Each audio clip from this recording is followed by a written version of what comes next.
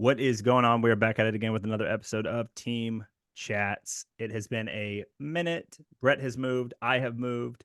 We have changed locations. Business has gone up and down. We've been through holidays. We've been through today's Valentine's Day. By the time y'all listen to this, it's Sunday, not Wednesday. But a lot of things have happened, and we wanted to come back with another episode of Team Chats. And we wanted to talk specifically today about meal prepping as a first responder. We found in the last month, 2 months, that we're serving a whole lot more. Our base of clientele is a whole lot more first responders. So that could be nurses, that could be healthcare, that could be firefighter, cops, that could be EMT, that could be, wildland firefighters. It could be anyone that's out there that's more in a reactive role, not a proactive role. So they're responding to things. We thought it might be prudent to have a conversation to talk about meal prepping for those type of people, and tie in some of our personal experience with Brett being an EMT previously and myself being at the sheriff's office. We thought that it might be interesting to talk about. So, Brett, kick us off. I guess just high level meal prepping as a first responder or for first responders. What do the people need to know? Well, I always tell people, especially when the goal here is to lose weight, and gain muscle, you're not going to be able to do that effectively if you're eating fast food all the time. And I know we've talked about, putting stuff together for when you're like traveling and stuff, or when you're on the road a lot, or you forget to meal prep, things like that. But yeah, I mean, I know a lot of guys who are cops, myself as an EMT, and I know a lot of paramedics who, they're on call, or they're at the station, or they're just like patrolling or whatever. They don't have time to cook food or like get stuff together. And a lot of times when they just want to eat something, they go somewhere like Waffle House or Burger King or wherever to just get some food in and be good to go. But when it comes to like weight loss and things like that, obviously that's not the direction you'd want to go in. Not that that's like you have to avoid it completely, but um, there are better ways to do that, and we have to fight that convenience with preparation. Yeah, I think that's important. And I think something also to keep in mind is that more oftentimes than not, you're going to be in situations where it's not convenient, right? More oftentimes than not, you're going to be in a place where you have 5 minutes to eat, or you have to eat on the way to a call, and you can call it toxic work culture. You can call it whatever the hell you want. At the end of the day, it's still going to happen, right? You're still going to get 14 people through the Sally Port that you have to pat down and process. You're still going to get, the respond quickly calls, or the gunshot victims, or the car crashes that like you're gonna have to be on whether you want to or not, even if it's the middle of your lunch break.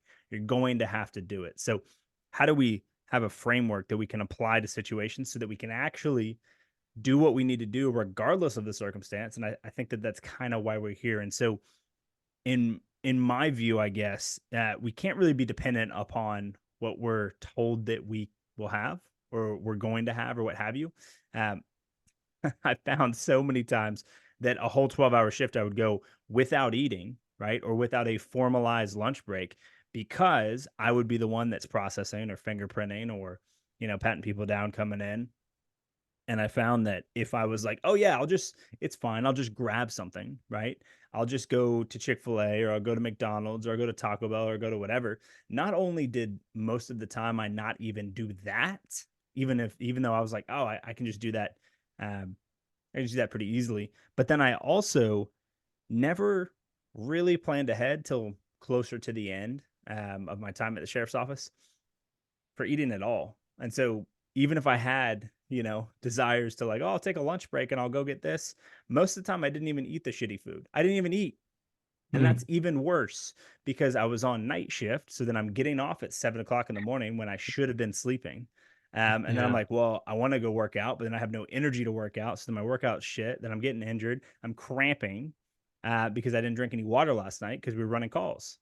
Mm, I mean, like, it can get spicy there.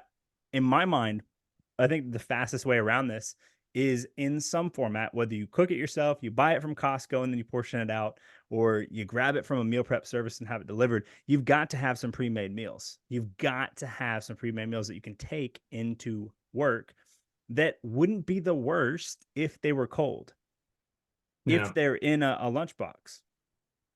I'm not interested in depending on a microwave or a stove or something else to have food that's actually edible, because more Yeah. oftentimes than not, it didn't happen anyways. What do you think about that?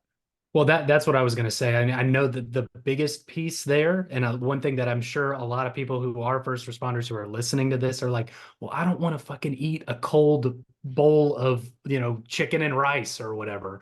Um, and so that's the big thing too. Is like you got to find something that is okay to eat cold because more than likely, or you're just going to have to deal with eating it cold because more than likely that's going to be the case, especially when you're trying to lose weight, you're trying to build muscle, you want to eat better so that you can perform better at your job, you can perform better in the gym.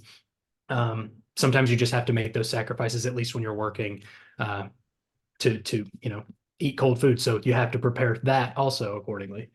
Yeah, and I think that that's going to require you to not prep food that's going to go bad if it sits out, right? If it sits out for a shift, right? Maybe you don't want to put chicken in something that's not going to be in the fridge. Maybe that's not a great idea, right? Because of what will happen with bacterial growth. Maybe you want to have, something that's more leafy and green, and you have a protein source that you eat secondarily and not on top. Maybe you want to put it on top. I mean, I think it's less about, hey, you have to eat these meals or you have to eat these foods or you have to do this. It's really just about, hey, with the options that you have in front of you and with the lack of time that you know that you have, how can you put yourself in the best position to succeed? If that's beef jerky, Roger Dodger. If that's Greek yogurt, Roger Dodger. If that's protein bars or protein powder in your car, amazing.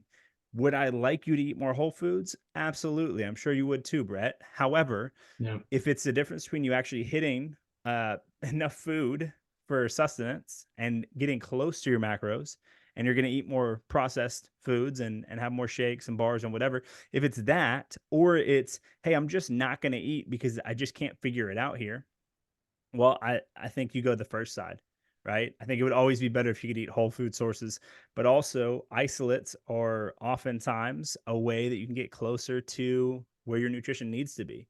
And the Yeah. fact of the matter is, if you're a first responder and you're running around the whole shift too, you're not just sitting on your ass, there's a high probability that you're expending more than you think you are, right? We Yeah. shouldn't refuel with Taco Bell leaving a scene. Probably not a great Right. idea. And I love Taco Bell, right? I love Taco Bell. It's one of my Yeah. favorite fast foods. But you do that every day and it's not going to treat your body well. Yeah, absolutely. I mean that's the thing too, is like eating that kind of stuff, like what it does with to your, like you feel you already you already don't feel great, especially if you're working night shift and stuff like that. You eat that stuff on top of it, makes you feel worse. Um, I had a point and I completely lost it that I was going to say.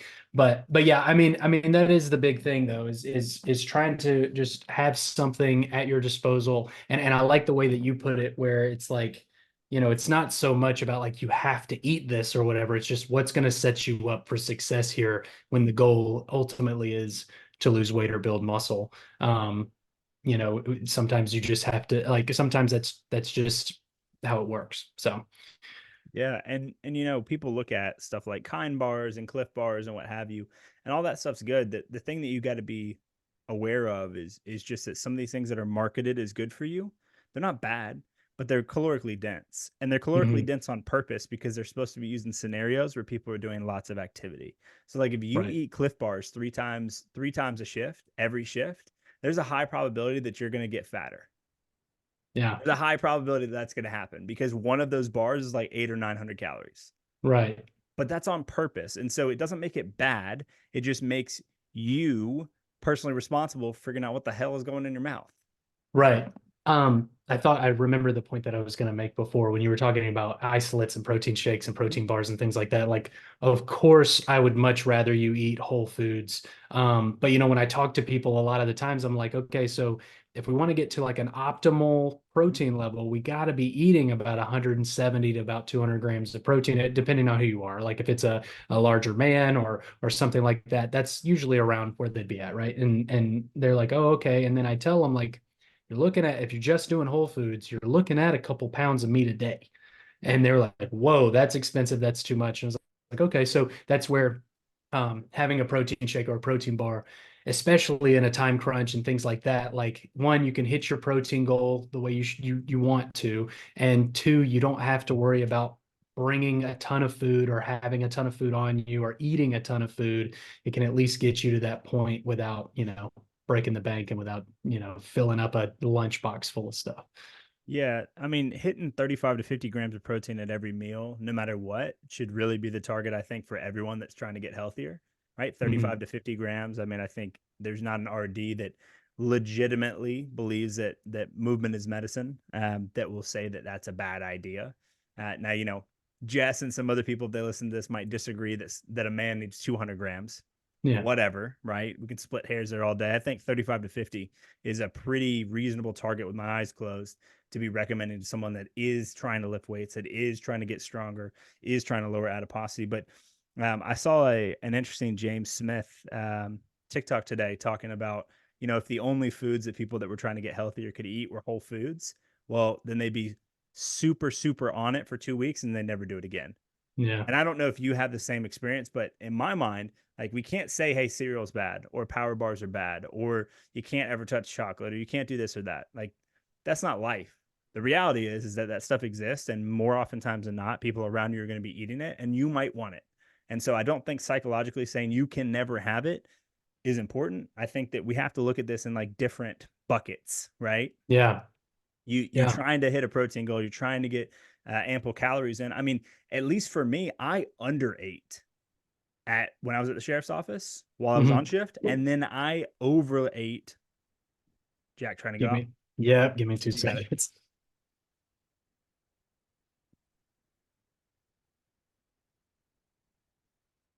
He was going to start barking. So, but All I'm good. listening. You were under I was eating. saying that I underate like hell on shift, but then I overate and binged when I was not on shift, Mm-hmm. right? Yeah, I struggled with the same thing.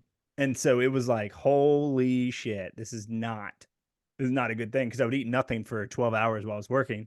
And then I would come home, and because it was night shift and I'm eating a fat breakfast and I'm going to sleep, Right. right? Right. And so I needed to probably eat something, maybe go lift, then go to sleep, right? Right. Instead. So I think that, and I don't want to take, I know we've been kind of going on here, but I think that finding food that you will actually eat on shift is kind of priority number one, right? And then can Right. we look at maybe dialing the macros in a little bit higher protein, right? Not ridiculous amount of fat, not ridiculous amount of carbs, but maybe grabbing your carbs from fruits and veggies. Maybe that's a way to do it, right? Because you Yeah. will be able to eat more even if you have that oral fixation over there and you want to have stuff in your mouth all the time. You can eat more food, and it's almost impossible, not impossible, but almost impossible to overeat when you have it from more whole food sources. Or if you're like, hey, I ain't got time for this, right? I need to pee, I need to hop in the bus and we got to go. Sweet. Put down a protein bar before you hop in. Throw that thing on the Yep. ground, right? Finish it, throw the wrapper inside of the bus on the ground and deal with it when you're done with your call.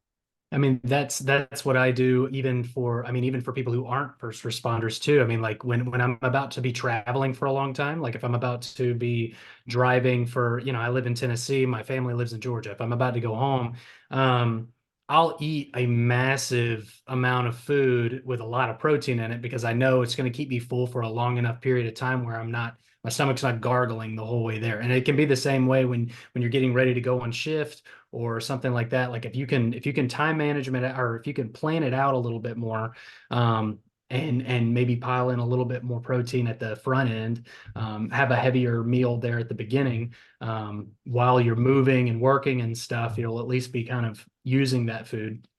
And then by the end of your shift, you might still be pretty hungry, but you're not going to be binging, like you said, and then going right to sleep on like thousands and thousands of calories of food. So, Yeah, you just put down Chick-fil-A, like Chick-fil-A breakfast plus a milkshake, and it's 1,800 calories, and you go right to sleep after. go Probably not the right to best sleep on it. idea, right? No. Maybe do that and go walk a little bit, right? 30, 45-minute Right. walk and then go. But hey, we can only do what we can do. So I think that, finding food that you will eat on shift, finding stuff that is both close enough, right? In the vicinity of food that's going to set you up for your goals. And then also just being aware that like you don't have to be zero on shift and then everything after. If we split it up, it'll help with weight management because you won't be in a position where then you're getting off and you're having Chick-fil-A breakfast, but you're having, instead of egg white grills, you're getting 4 biscuits, right? Yeah. That's a decent amount of protein, right? It's probably about Yeah. 80 grams of protein, but it's also probably 1,500 calories with the biscuits, right? Mhm. It's not like getting egg white grills that like for 4 of them, it's 1,000 calories, Right. right? For 4 Chick-fil-A biscuits, it's probably closer to 1,500 or 1,800 calories. Right. Much different, Yeah. much And much like different. and like you said too, I mean, it's not necessarily that it's like bad food, it's just more calorically dense, so it can push you off track of your goal if the goal is to lose weight, gain Mm-hmm. muscle, like you said. Yeah. Well, we'll end it there. We'll see y'all next week. We are back at it every single week here. These will still drop on Sunday evenings. I'm going to try to get this queued up if you're listening to this before I head out to a wedding this weekend. And then we'll be back every single Sunday night. And yeah, we will catch y'all next time. Appreciate you listening. Peace.